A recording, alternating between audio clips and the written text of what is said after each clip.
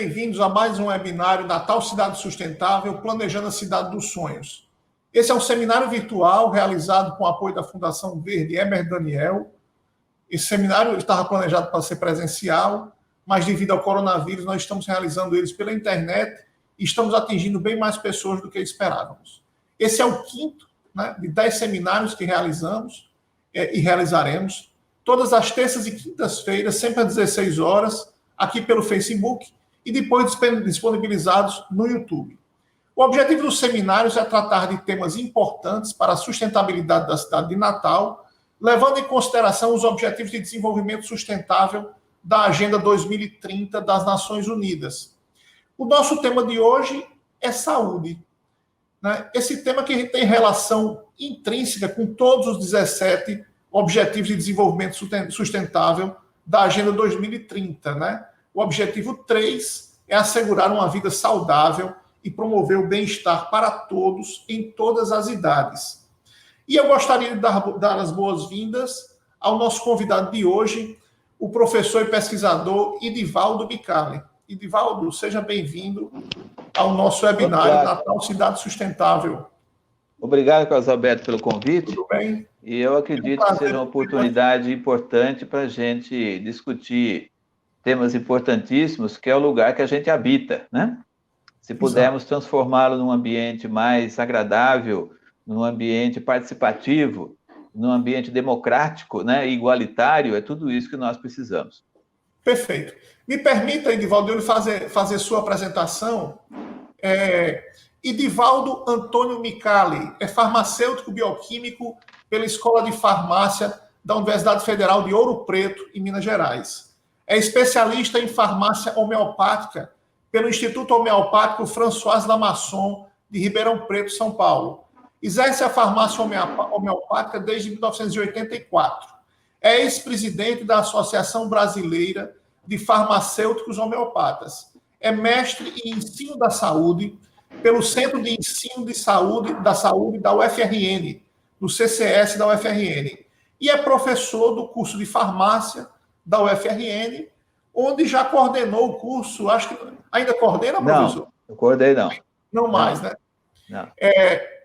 Bem, então, Edivaldo, eu queria conversando com você sobre, nesses tempos de pandemia, da importância do Sistema Único de Saúde para o Brasil, que ele dá a garantia constitucional, dizer que ele começa falando que a saúde é um direito de todos e um dever do Estado.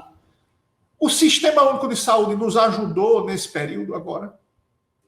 Veja, Carlos Alberto, talvez em termos de mundo, em termos de todos os países do planeta Terra, o Brasil ele tem uma modalidade de sistema de saúde extremamente avançado. Muitos países já quiseram copiar a nossa estratégia de saúde, porque ela é especialmente democrática e é ampla, Não fazendo qualquer diferença de atendimento entre as pessoas.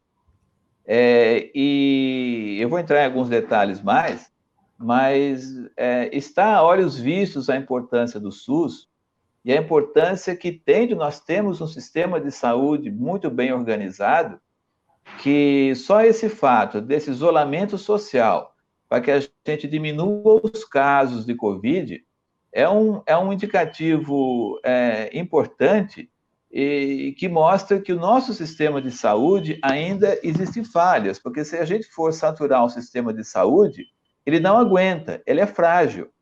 Nós sabemos até que em épocas sem Covid, o próprio atendimento de saúde se transformava em algo, às vezes, uma peleja grande para o usuário, E isso é uma situação bastante complexa, porque o nosso SUS ele tem uma cara extremamente socialista, dentro de um sistema capitalista.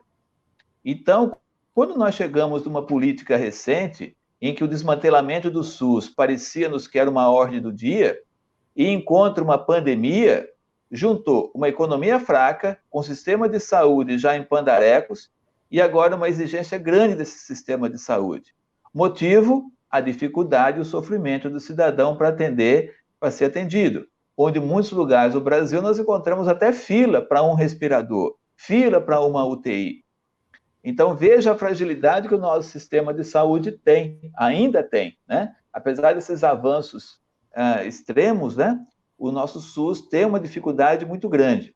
Mas quando a gente olha para esse passado do SUS, a gente vai observar que em 1985, quando o imbróglio, né, da ditadura se acabou, uma nova discussão começou a fazer parte do dia a dia dos profissionais e dos pensadores desse país. Então, até 1985, tinha vigência no Brasil a ditadura, e a ditadura não olhava para o cidadão com os seus direitos, especialmente só com os seus deveres.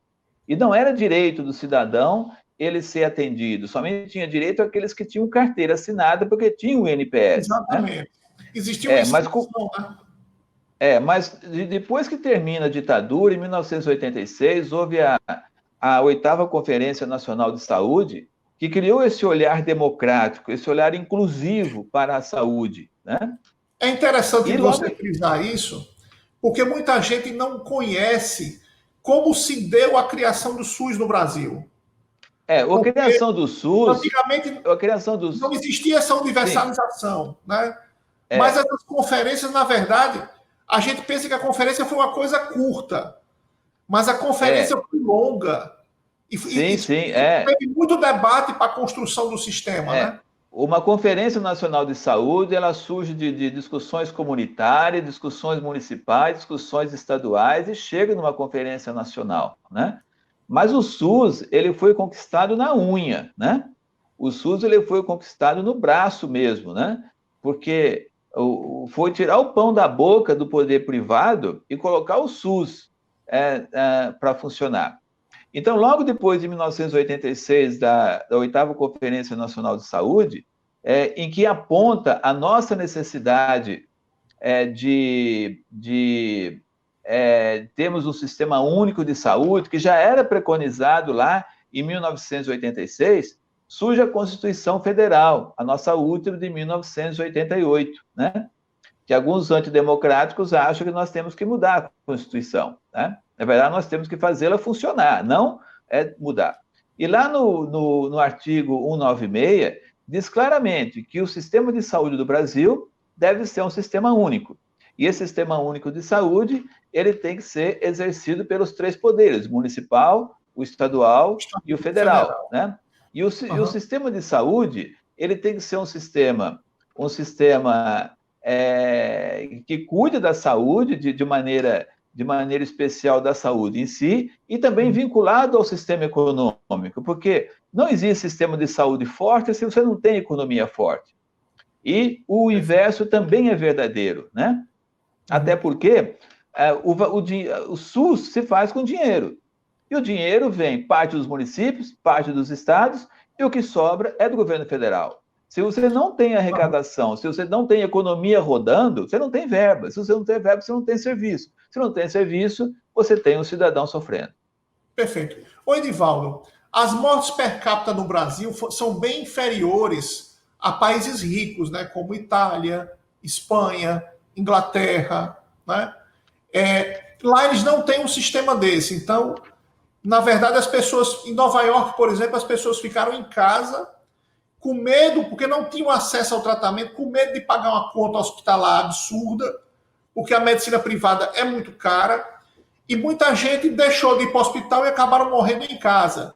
Você vê que todo mundo que menosprezou, né, o Covid acabou se dando muito mal. Então, você acha que a gente mostrou que o modelo público é melhor do que o modelo só, exclusivamente privado?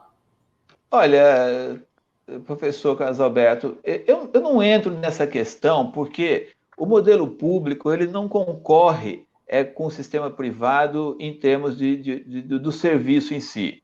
Quando você vai observar, você vai ver que os melhores profissionais que são privados, eles também estão no serviço público.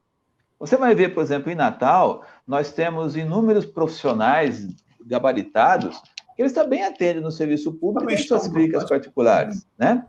Eles vão oferecer o mesmo serviço em um lugar e em outro. Mas o que acontece nesses países é quem decide pelo cidadão.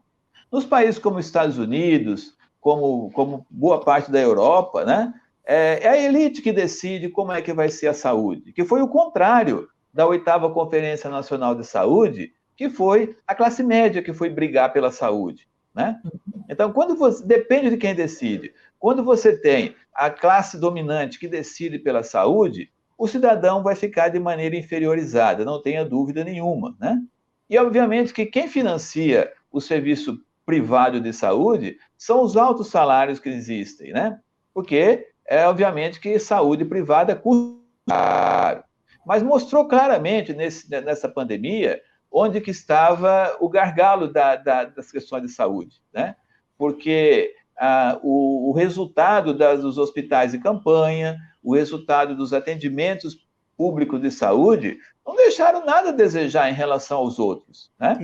Foi muito igualitário o resultado, mas o sistema de saúde, ele não mediu esforços, especialmente os profissionais, né? Porque você viu que nós passamos por um primeiro-ministro da saúde que, razoavelmente, ele enfrentou o problema e teve resultado. O segundo já foi bastante sofrido. E o terceiro até, que está agora, que não é nem ministro, que está lá como um tampão, já até omitiu dados, né? Então, veja, de que lado o sistema de saúde está? O sistema de saúde está do lado de quem governa ou de quem precisa? É importante que fique claro isso. Mas o sistema de saúde, ele mostrou a pujança e a força que ele tem, sim, no Covid. Perfeito. Edivaldo, nós adotamos no Brasil há alguns anos um modelo de atenção voltado para a atenção básica. Então, os postos de saúde da família, os agentes de saúde, eles visitam uma área geográfica e atendem as pessoas e tentam fazer uma medicina mais preventiva. Qual a sua opinião sobre esse modelo que existe no Brasil hoje, né? Olha, tem aquele versinho bíblico que diz que se o Maomé não vai até a montanha vai até a Maomé, né? Isso significa o seguinte, que muitas vezes a pessoa ela tem dificuldade de ir até o posto de saúde, um casal de idosos, fica doentes os dois. Quem vai saber que eles estão doentes em casa? Uma pessoa que precisa de um acompanhamento, uma pessoa ela vai ser atendida na unidade sanitária e continua o tratamento em casa. Então, o agente de saúde, ele é talvez o elo mais importante entre o atendimento e o resultado. Porque a gente tem uma pesquisa que mostra, professor, que a grande maioria das pessoas, cerca de 70% das pessoas que buscam atendimento médico, e eu não estou falando nem social, estou falando de modo geral, as pessoas buscam atendimento para diagnóstico. Elas não buscam atendimento para tratamento. Porque prova que elas são atendidas e elas relaxam no atendimento, relaxam na conduta, relaxam no medicamento que usam. Por exemplo, um fumante sabe que ele precisa parar de fumar e ele vai no médico com tosse. O médico passa o medicamento para ele, ele toma 2 dias, mas continua fumando. Então, a pessoa não está afim de se curar, ela está afim de saber o diagnóstico que ela tem. O outro fato também, e que isso é hipocrático, desde Hipócrates, que isso existe há praticamente 2.400 anos, quando Hipócrates disse que antes de você tratar alguém, pergunte se ela está interessada em mudar. Sim. Se ela quer mudar a sua conduta de vida, se ela quer mudar a sua alimentação. E o agente de saúde, ele vai em loco. Ele abre a geladeira da casa da pessoa e sabe se ela está comendo açúcar, se ela está comendo doce e ela é diabética. Ele tem condição de corrigir ali, né? Então, é na casa das pessoas que elas demonstram quem são e qual que é a cultura delas, né? Uhum. Então, o agente de saúde, ele é o elo fundamental e muito importante entre o atendimento e o resultado final. E cada vez mais o agente de saúde ele tem que ser treinado. Ele tem que ter ferramentas para ele poder se valer do trabalho que faz. Que é importante para o agente de saúde também uma ação educativa, né, na população. Sim, a ação educativa vem desde Paulo Freire, como a gente já teve oportunidade de falar, né? A ação educativa, o resultado dela chama-se empoderamento. Quando você educa, você empodera o cidadão. Pela educação, certamente nós temos até condição de que as pessoas fiquem menos doentes e que elas busquem o sistema de saúde com menos frequência. E é tudo Exato. isso que nós gostaríamos. Eu mesmo gostaria que uma unidade sanitária abrisse numa segunda-feira e não tivesse ninguém para atender, porque as pessoas estão se cuidando. Se as Esse pessoas não empoderamento fizerem... que você fala, esse empoderamento que você fala, as pessoas que têm uma melhor condição social, elas adoecem menos, né? Depende, porque as pessoas que têm mais poder aquisitivo, elas comem mais porcaria, né?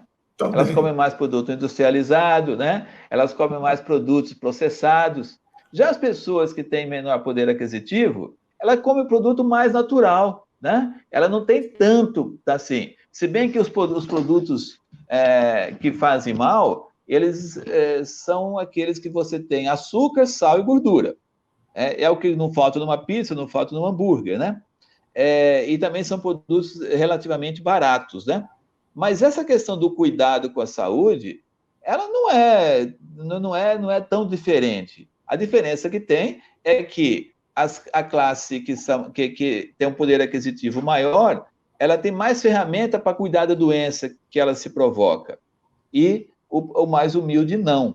Mas ambos são descuidados, não tenho dúvida nenhuma. Mas esse descuido da maior classe do país, que é a classe C e a classe D, ela advém da falta de conhecimento. Eu acredito que grande parte daqueles que recebem uma orientação não vão fazer só de pirraça, o contrário, para ficar doentes, né?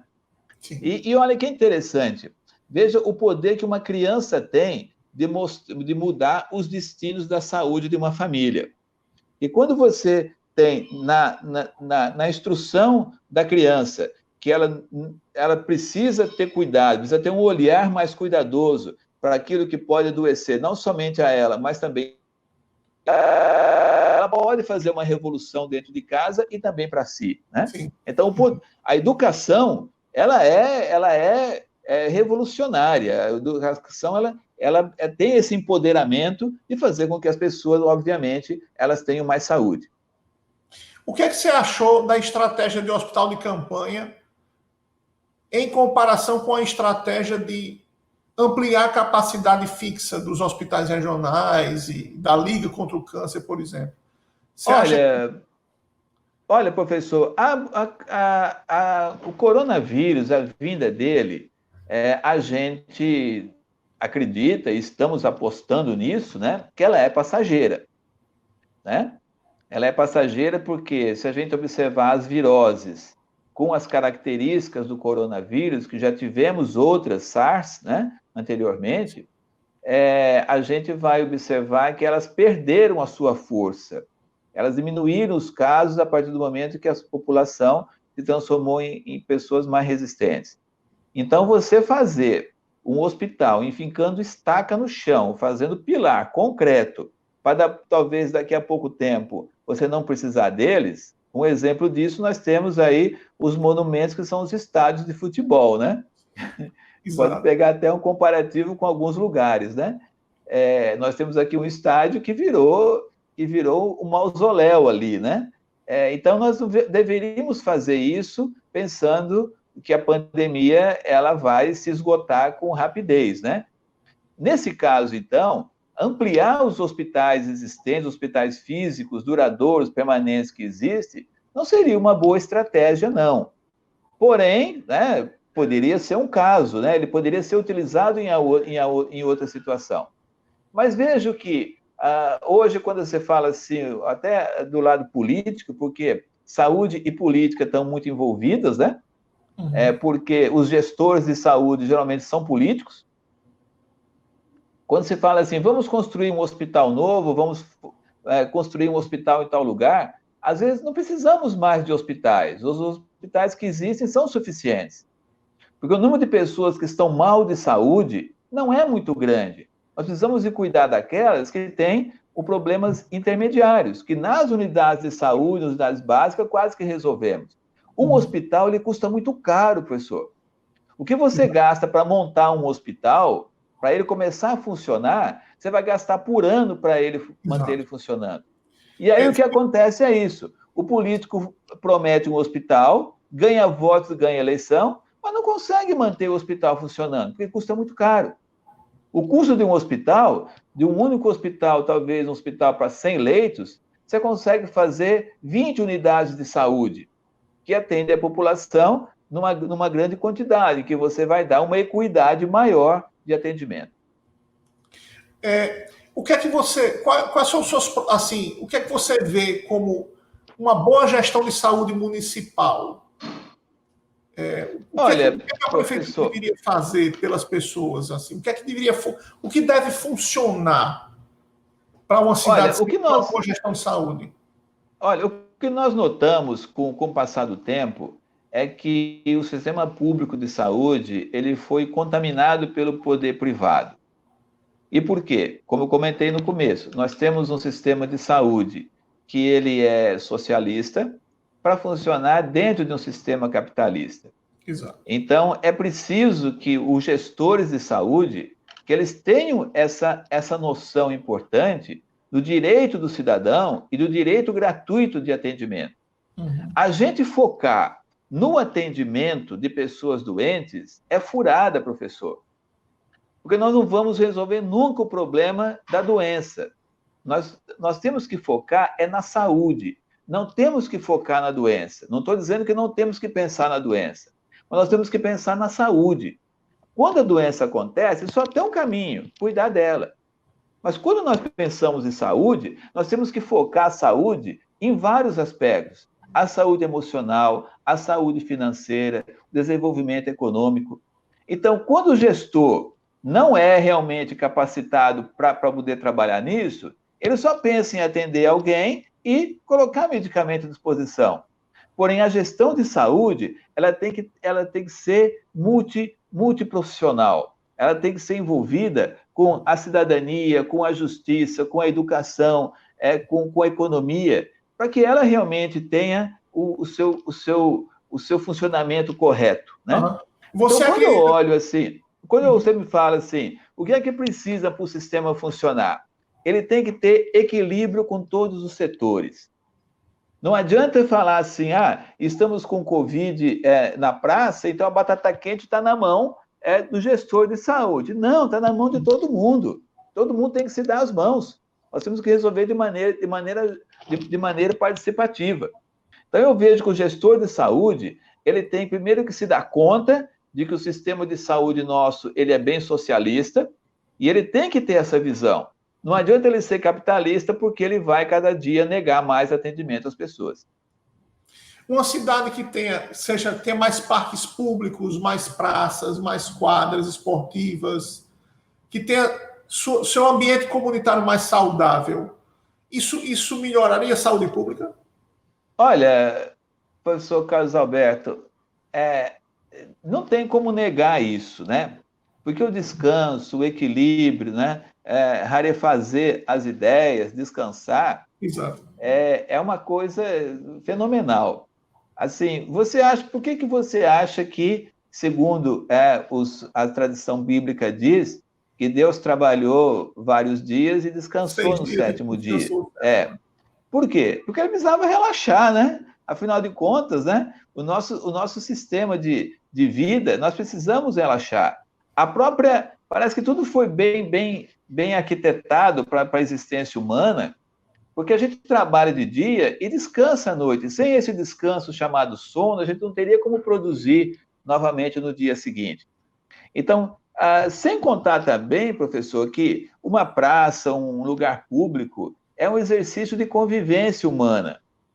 E a convivência humana, ela melhora o relacionamento das pessoas. E esse relacionamento reduz a violência, reduz, né, a panela de pressão que a sociedade atualmente está metida, né?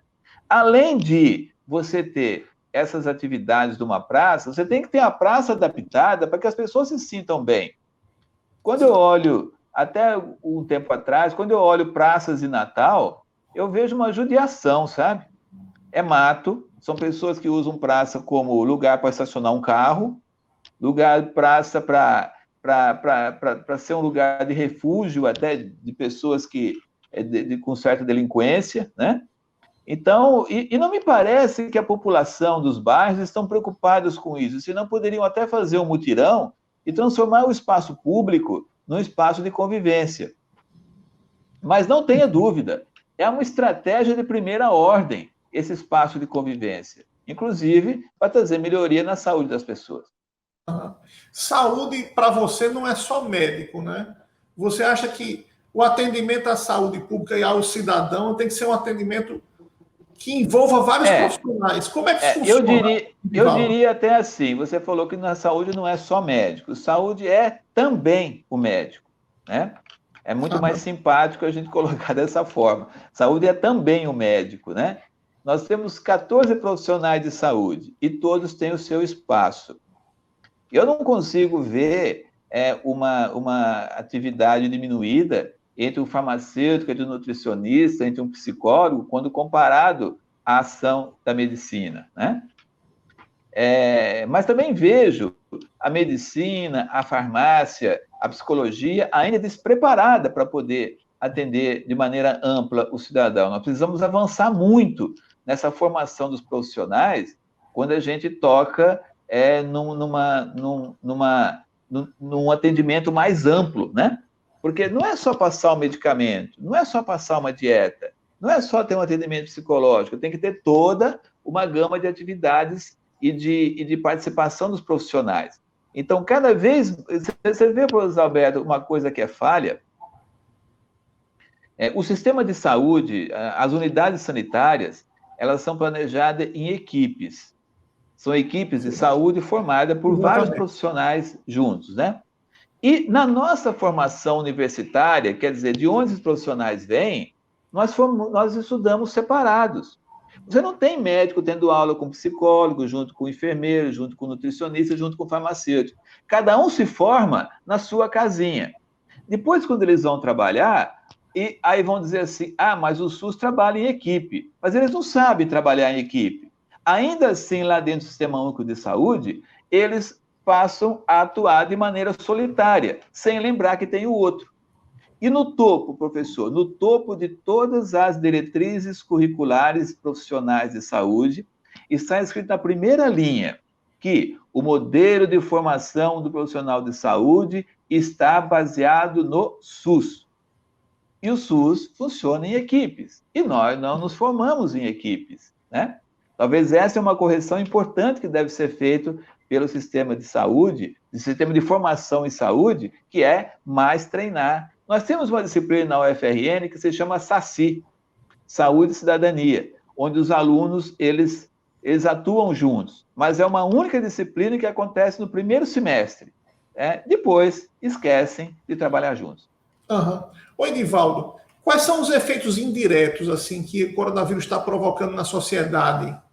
Assim, porque não só é o próprio Covid, as pessoas estão trancadas em casa, estão mais depressivas, estão com problemas familiares, né? Assim, estão às vezes mais violentas. O que é que você está percebendo pelo seu convívio profissional?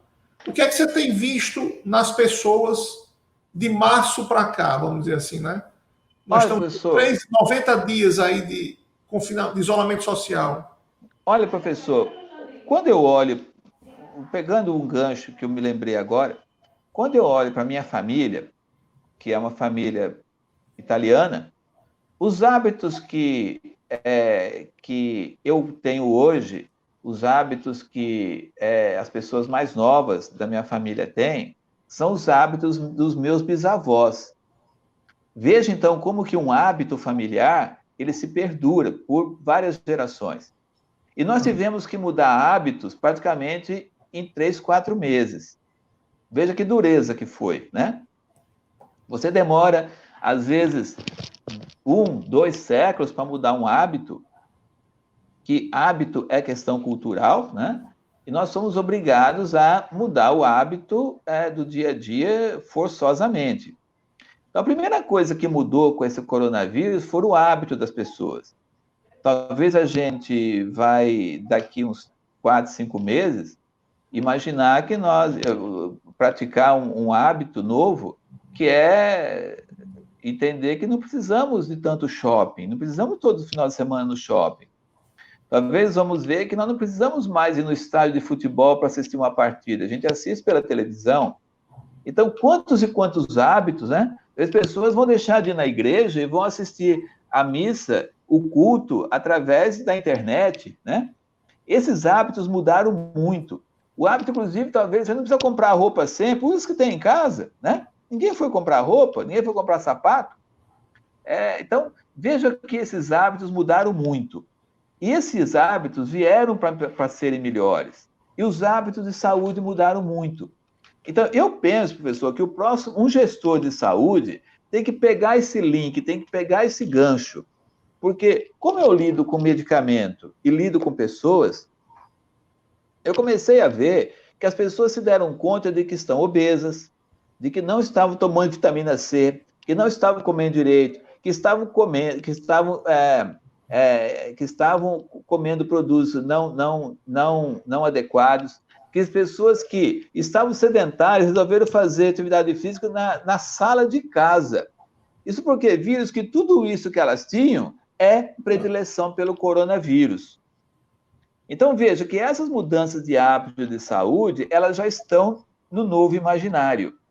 E levar uma melhoria de compreensão ou de uma facilidade para as pessoas desenvolverem melhor esses hábitos vai ser essencial para que a gente se proteja não só de Covid, mas de outras doenças por aí afora, né? Então, é muito propício esse momento para a mudança de hábito, que foi o principal. E as pessoas mudaram os hábitos para mais saudáveis. Não tenha dúvida nenhuma, né? Elas ficaram um pouco mais saudáveis, apesar de sedentárias. Oi, Edivaldo, do ponto de vista epidemiológico, né, nós estamos com a pandemia, né? Sim. Como é que será o coronavírus no futuro? O que é que você... Essa segunda onda que se fala, ela é possível? Olha, é possível, sim. É possível porque nós tivemos até agora uma atividade forçada de ficarem recolhidos, de ficar nesse isolamento. E pelo modo de vida que nós adotamos até então, nós não vamos conseguir ficar isolados para o resto da vida. À medida que os shoppings, cinemas, teatros, igrejas, estádios de futebol forem abertos, há uma possibilidade de você ter uma segunda onda. Tanto é que é indicativo mensurar o grau de resistência das pessoas, que se nós tivermos mais ou menos 70% de pessoas já resistentes, pode soltar as pessoas, né? Não há problema nenhum. Os números vão acontecer, mas são números muito pequenos, né? E você acha também... que ao longo dos anos o ser humano vai conviver bem com o coronavírus?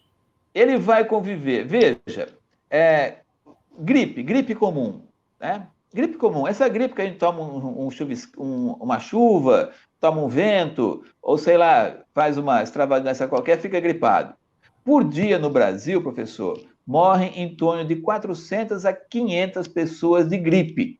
Gripe comum, né? E, assim, é uma estatística alta, que nós não conseguimos ver isso, não está na tela para a gente observar isso. E nós convivemos bem com a gripe, né? A gripe é até motivo de a gente não ter tanta preocupação com ela. Então, talvez daqui a uns 10 anos, você vai encontrar com alguém e vai dizer assim, faz tempo que eu não te vejo. Fala, eu tive Covid, fiquei 2 dias de cama, mas estou ótimo. É a mesma coisa que uma gripe, né?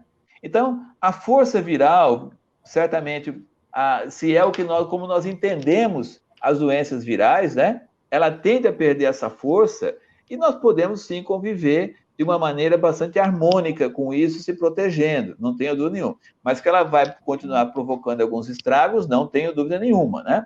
E ela vai até ser confundida com outras gripes, a menos que se façam os testes para identificar se é Covid ou não. Porque HN1, por exemplo, é uma gripe forte, né? Mas as gripes também, elas têm candidatos certos. Você conseguiu ver que há um grupo de risco bastante determinado, né? Pessoas acima de 60 anos, pessoas com comorbidades, pessoas que são obesas, pessoas que têm problemas cardiovasculares importantes, pessoas imunossuprimidas, né? Então, esse candidato tem que se cuidar um pouquinho mais, né? Porque a iminência de uma morte, ela tem uma possibilidade, né? Então, o grupo de risco é importante. E, Divaldo, você é farmacêutico homeopático, né? Também, né? Homeopata, Homeopata, né? Como é que a homeopatia está enfrentando o coronavírus? Claro que ela não é como remédio alopático, que você toma homeopatia para ficar bom de coronavírus, né? Mas o que é que você tem observado na sua clientela que consome homeopatia, é óbvio, né? Que usa a homeopatia, né? Como é que elas têm enfrentado o coronavírus? Você tem notado uma resistência maior? Professor Carlos Alberto, para o coronavírus não existe medicamento curativo, não existe preventivo e não existe vacina. Uhum. Né? Até se você rezar, já é uma estratégia forte. Né? Sim. Não custa nada, né? Não pode rezar. Né? A fé, ela é muito importante. Né? Mas, Até no momento... estatisticamente provado, tem pesquisas mostrando isso, né? Exatamente. Então, tudo que você puder fazer para transformar o seu organismo numa central mais protetora, num organismo muito mais robusto imunologicamente, é bem-vindo. Veja, as pessoas estão usando vitamina C, estão usando zinco, estão tomando mais água, estão descansando mais. E o medicamento homeopático, ele pode trazer um equilíbrio muito bom para as pessoas. Como também a yoga, como a meditação, como a ayurveda, como também a práticas corporais diversas, como a fitoterapia. Tudo isso pode, você vê, o alho tem um poder de aumentar a resistência respiratória muito forte. Uhum. Então, a homeopatia não fica para trás, porque nós temos medicamentos muito bem apropriados para aumentar esse poder de resposta do organismo, tanto para se proteger, né, quanto para enfrentar um possível problema respiratório. Mas a homeopatia e outras práticas associadas também, ela pode contribuir.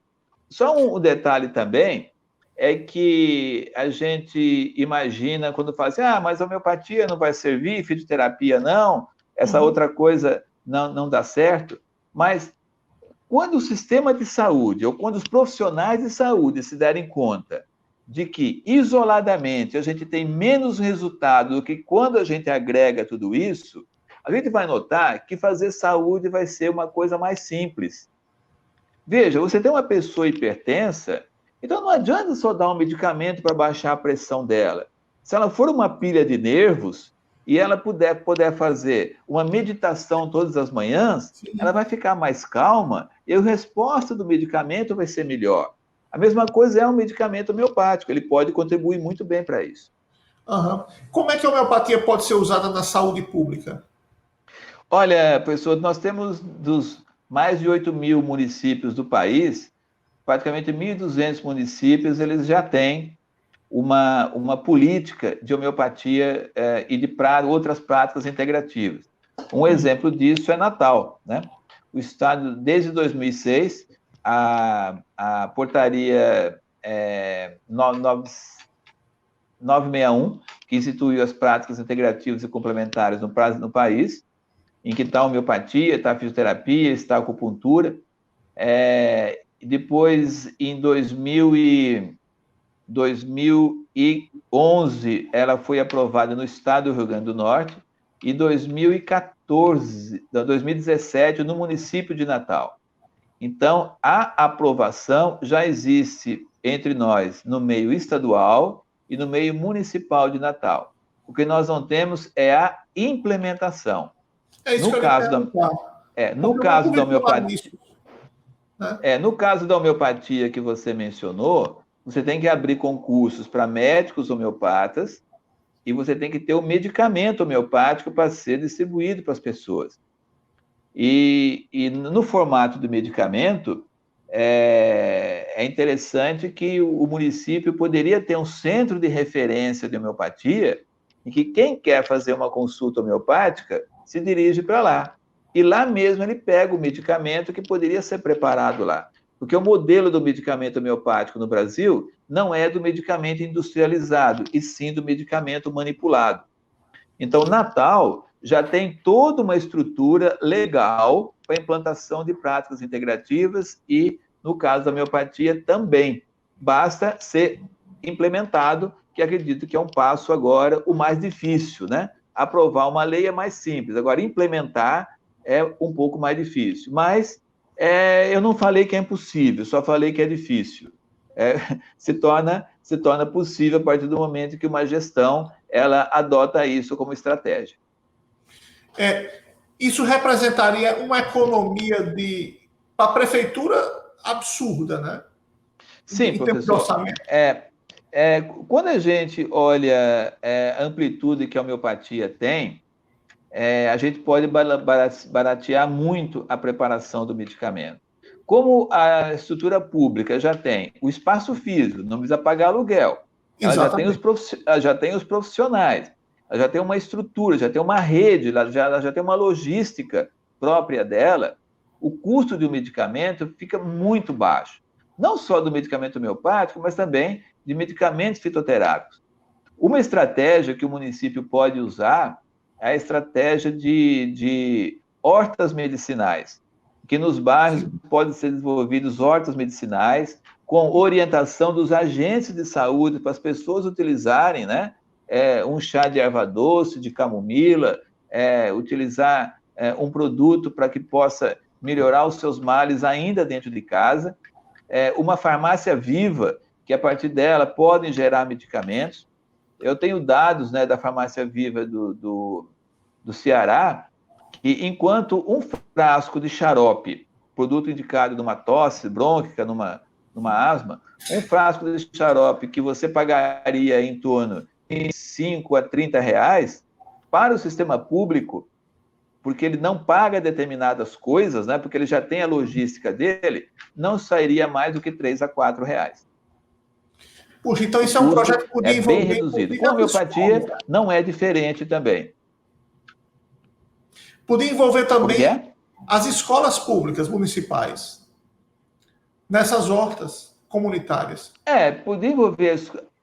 Pode, exatamente, pode envolver sim as escolas, né, porque as escolas é um centro importante de conhecimento. Inclusive, como com o horto medicinal dentro de uma escola, as professoras podem dar aula até de matemática dentro de uma horta, né?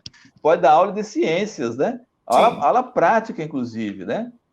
É importante, sim, claro, tem uma pegada muito boa. Mas o gestor de saúde, ele tem que ter essa visão, professor. Não adianta eu falar, você dizer que homeopatia, fitoterapia, que práticas corporais, elas são boas, se o gestor de saúde, ele não dá essa importância.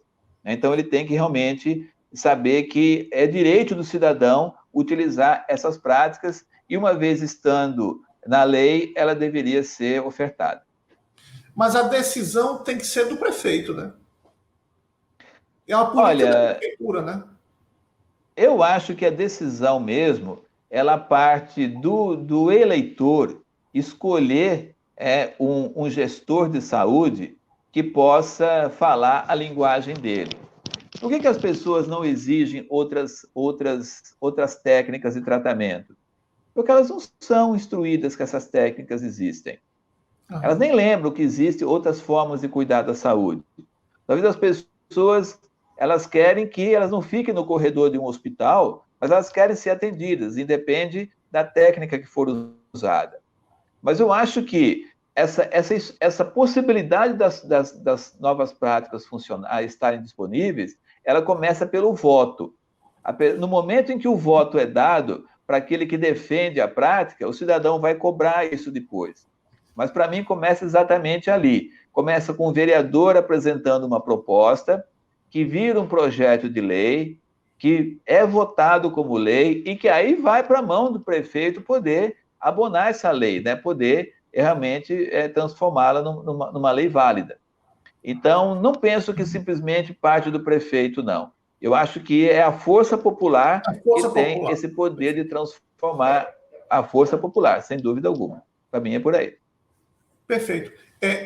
Oi, Edivaldo, você acha que existem hospitais homeopáticos? Eu acho que eu já vi, conversei uma vez com um homeopata amigo, e ele me disse que na Inglaterra existem hospitais homeopáticos, poucos, mas existem. Como é que Existe, é o existe. modelo Tem inclusive, de uma clínica dessa? tem inclusive, tem inclusive um colega nosso, um médico natalense, Dr. Flávio Dantas, que ele atuou no Real Hospital Homeopático de Londres, onde toda a família real ela é Exatamente. atendida, É né? esse hospital que eu acho É, que tá, eu já até e, pesquisei na internet há algum esse, tempo atrás.